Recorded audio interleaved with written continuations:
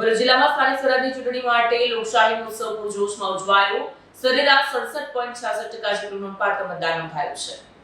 ભરૂચ જિલ્લામાં સ્થાનિક સ્વરાજની ચૂંટણી માટે લોકશાહીનો ઉત્સવ પૂરજોશમાં ઉજવાયો, જેમાં સરેરાશ 67.66% જેટલું મતદાન નોંધાયું. જિલ્લામાં સ્થાનિક સ્વરાજની ચૂંટણી અંતર્ગત મતદાન શાંતિપૂર્ણ માહોલમાં સફળતાપૂર્વક પૂર્ણ થયું હતું. મતદારોમાં ભારે ઉત્સાહ પણ જોવા મળ્યો અને કોઈ અનિચ્છનીય બનાવ વગર સમગ્ર પ્રક્રિયા પાર પાડી.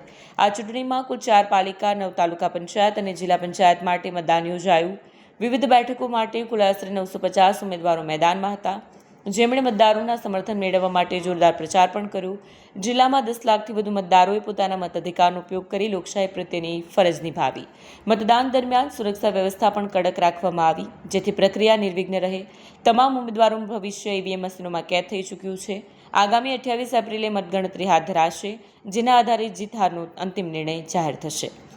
આજરોજ સ્થાનિક સ્વરાજ્યની ચૂંટણી યોજાઈ હતી, જેમાં ભરૂચ નગરપાલિકા ખાતે હું ચૂંટણી અધિકારી મનીષા મનાણી રહી છું અને આજે મારા સ્ટાફે, મારા કર્મચારીએ ચૂંટણીમાં ઘણું સારું પ્રદર્શન કર્યું છે. મતદાન મથકો પર એમને ખૂબ સારું કામગીરી કરી છે અને એમને અમે રિસીવિંગ કરી રહ્યા છીએ.